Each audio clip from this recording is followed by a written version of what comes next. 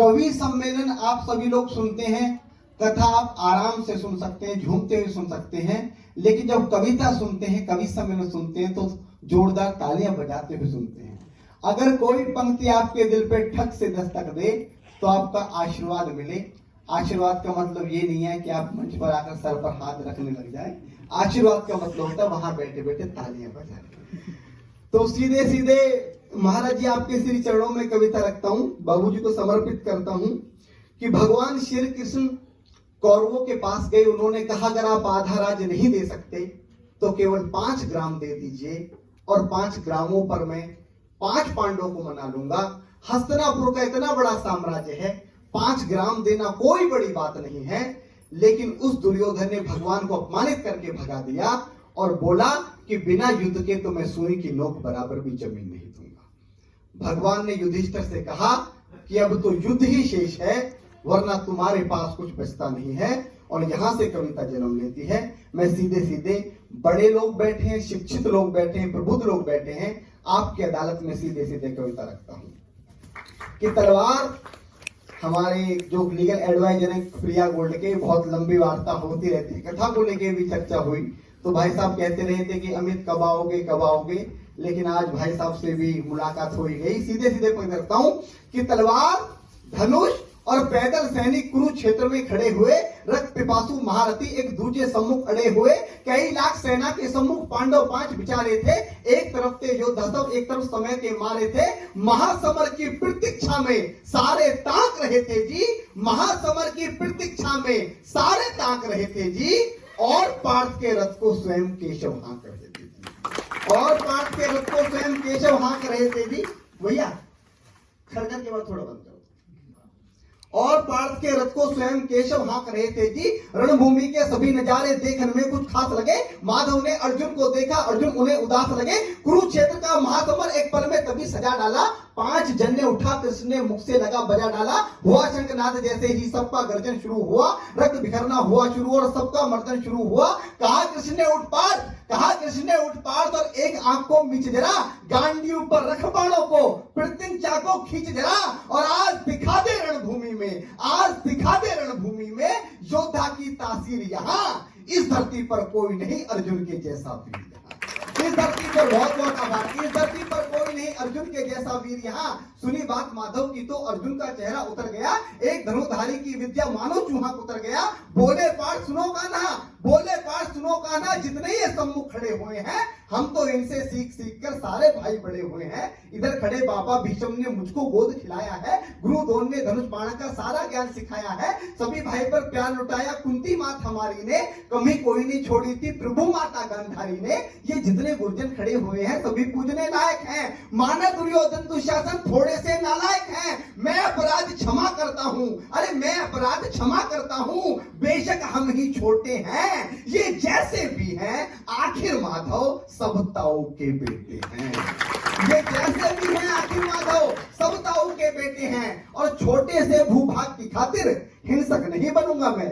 इंद्रप्रस्थ के इतने बड़े साम्राज्य को एक धर्म से भटका हुआ योद्धा जमीन का टुकड़ा बताता है और भगवान से कहता है कि छोटे से भूभाग की खातिर हिंसक नहीं बनूंगा मैं।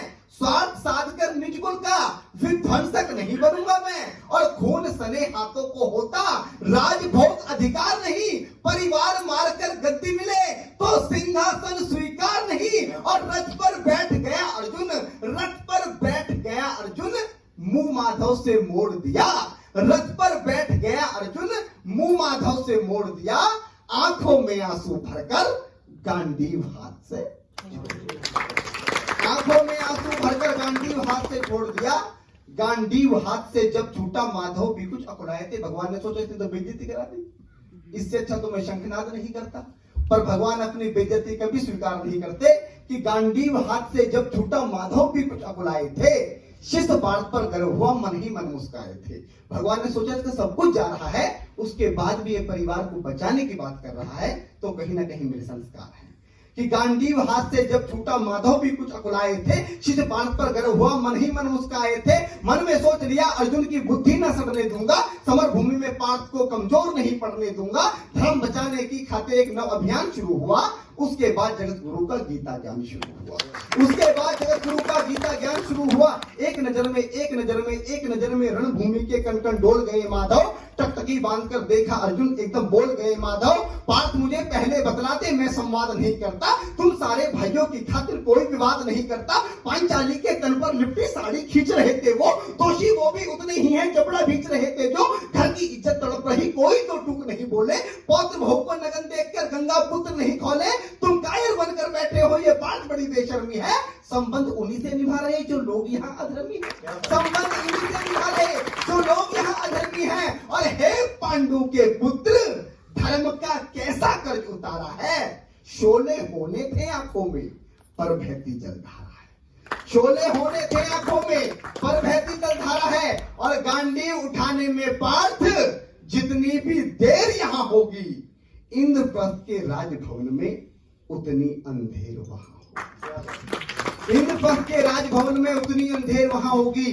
अधर्म धर्म की गहराई में खुद को नाप रहा अर्जुन, असुधार फिर तेज हुई और थरथर कांप रहा अर्जुन। हे केशव, मुझको बतलाओ, कुलनाशक कैसे बन जाऊं, रक्त सिंहासन नाशों पर मैं शासक कैसे बन जाऊं, कैसे उठेंगे कर उन पर जो कर पर अधर लगाते हैं।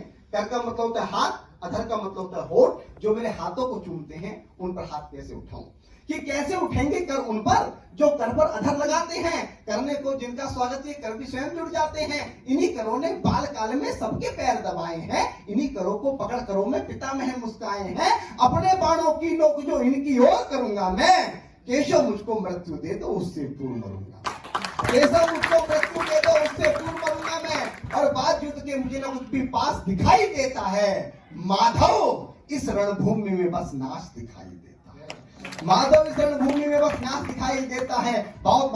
बात बहुत भावुक थी, किंतु जगत गुरु मुस्काते थे और ज्ञान की गंगा निरंतर चक्रधारी बरसाते थे। जन्म मरण की यहाँ योद्धा बिल्कुल चाह नहीं करते, क्या होगा अंजाम युद्ध का ये परवाह नहीं करते। पार्थ यहाँ कुछ मत सोचो, बस कर्म में ध्यान लगाओ तुम, बाद युद्ध के क्या होगा ये मत अनुमान लगाओ तुम। इस धरती के पाप पुण्य में कोई नर के साथ नहीं, निज जीवन का करे फैसला नर के बस की बात नहीं। तुम ना जीवन देने वाले नहीं मारने वाले हो, ना जीत तुम्हारे हाथों में तुम नहीं हारने वाले हो। ये जीवन दीपक की भांति यूं ही चलता रहता है, पवन वेग से बुझ जाता है वरना जलता रहता है। और मानव वश में शेष नहीं कुछ, फिर भी मानव डरता है, वह मरकर भी अमर हुआ जो धर्म की खातिर मरता, वह मरकर भी अमर हुआ जो धर्म की खातिर मरता है। ना सत्ता सुख से होता है, ना सम्मानों से होता है। बाबूजी ईश्वर ने मुझे अनमोल पंक्ति दी, क्योंकि जीवन का सबसे बड़ा सम्मान क्या है, जब हमारे पुलिस के जवान, सेना के जवान अपनी शहादत देते हैं तो उनको झंडों में लपेट कर लाया जाता है। तो भगवान ने वही बात अर्जुन से कही कि ना सत्ता सुख से होता है, ना सम्मानों से होता है, जीवन का सार सफल केवल बस बलिदानों से होता है। जीवन का सार सफल केवल बस बलिदानों से होता है। और देहदान योद्धा ही करते हैं, देहदान योद्धा ही करते हैं, ना कोई दूजा जाता है। रणभूमि में वीर मरे तो शव भी पूजा जाता है, रणभूमि में वीर मरे तो शव भी पूजा जाता है। और योद्धा की प्रवृत्ति जैसे खोटे शस्त्र बदलती है, योद्धा की प्रवृत्ति जैसे खोटे शस्त्र बदलती है, वैसे मानव की दिव्य आत्मा दैहिक वस्त्र बदलती है, वैसे मानव की दिव्य आत्मा दैहिक वस्त्र बदलती है। ये मान और सम्मान बताओ, जीवन के अपमान बताओ। उसके बाद अर्जुन कहता है कि मान और सम्मान बताओ, जीवन के अपमान बताओ, जीवन मृत्यु क्या है माधव, रण में जीवन दान बताओ। काम क्रोध की बात कही तो मुझको उत्तम काम बताओ। अरे खुद को ईश्वर कहते हो तो जल्दी अपना नाम बताओ, खुद को ईश्वर कहते हो तो जल्दी अपना नाम बताओ। इतना सुनते ही माधव का धीरज पूरा डोल गया, तीन लोक का स्वामी फिर बेहद गुस्से में बोल गया, कान खोलकर सुनो पार्थ, मैं ही त्रेता का राम हूँ। कान खोलकर सुनो पार्थ, मैं ही त्रेता का राम हूँ। कृष्ण मुझे सब कहते हैं, मैं द्वापर का घनश्याम हूँ। रूप कभी नारी का रखकर मैं ही केस बदलता हूँ, धर्म बचाने की खातिर मैं अनगिन वेश बदलता हूँ। विष्णु जी का दशम रूप में परशुराम मतवाला हूँ, नाग कालिया के फन पे मैं मर्डर करने वाला हूँ। बाकासुर और महिषासुर को मैंने जिंदा गाड़ दिया, नरसिंह बनकर धर्म की खातिर हिरण्यकश्यप फाड़ दिया, नरसिंह बनकर धर्म की खातिर हिरण्यकश्यप फाड़ दिया और रथ नहीं तनिक भी चलता है, बस मैं ही आगे बढ़ता हूं।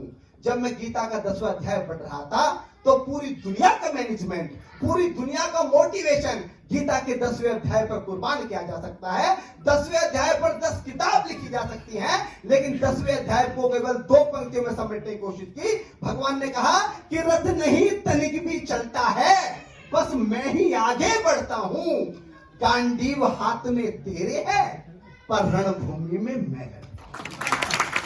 गांडीव हाथ में तेरे है, पर रणभूमि में मैं लड़ता हूं। जैसे ही इतने ऊंचे थे भगवान की सर में अंबर लगता था और हजारों भुजा देखकर अर्जुन को डर लगता था। जैसे ही मेरे माधव का कद थोड़ा सा बड़ा हुआ, सहमा सहमा सा था अर्जुन एकदम रस से खड़ा हुआ। मां गीता के ज्ञान का सीधा हृदय पर प्रहार हुआ। मृत्यु के अभिनंदन हेतु फिर अर्जुन तैयार हुआ। मृत्यु के अभिनंदन हेतु फिर अर्जुन तैयार हुआ कि जितने यहाँ अधर्मी हैं चुन चुन कर उन्हें सजा दूंगा, इतना रक्त बहाऊंगा, धरती की प्यास बुझा दूंगा। जिधर बाण चले पार्थ के सब पीछे हट जाते थे, रणभूमि के कोने कोने लाशों से पट जाते थे। धर्मराज के शीश के ऊपर राज मुकुट की छाया थी। भगवान ने युद्ध जितवा दिया, युधिष्ठिर का राज्याभिषेक हुआ। कविता की अंतिम पंक्तियां है कि धर्मराज के शीश के ऊपर राज मुकुट की छाया थी, पर सारी दुनिया जानती थी ये बस केशव की माया। धर्मराज के शीश के ऊपर राज मुकुट की छाया थी, पर सारी दुनिया जानती थी ये बस केशव की माया थी। और धर्म किया स्थापित जिसने, धर्म किया स्थापित जिसने, दाता दया निधान की जय। हाथ उठाकर सारे बोलो चक्रधारी भगवान। बहुत सुंदर।